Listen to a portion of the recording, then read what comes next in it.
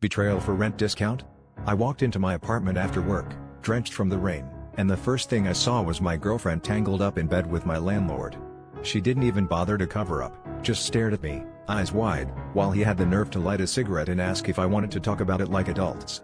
My mind went blank. I dropped my keys, felt my heart hammering in my chest, and tried to process if this was even real. The worst part was the silence, her not saying anything, just looking at me like I'd walked in on her doing laundry, not blowing up our lives.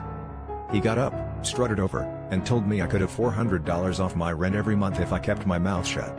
Said it was a win-win. I save money, he gets to expand his horizons, and she gets her fun. I couldn't speak, so I just listened as they pitched it to me like some messed up business deal. My girlfriend finally said something. She said, "It's just sex, it doesn't mean anything." That hit me harder than anything else. I realized she'd probably rehearsed that line, maybe even with him. I didn't storm out. I didn't scream. I just stood there, numb, and asked for a minute alone. They left the bedroom, and I sat on the edge of the bed, taking it all in.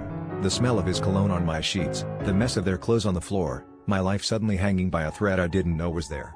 I could hear them whispering in the other room, probably discussing whether I'd take the deal or not.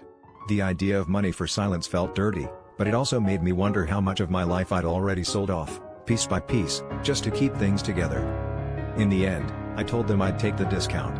I figured if loyalty was a transaction to them, I'd start treating everything like one too.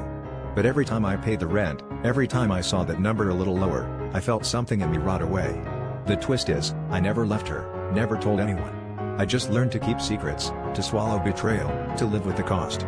And every night, lying awake in that bed, I wondered if the real price wasn't the rent, but my own sense of worth.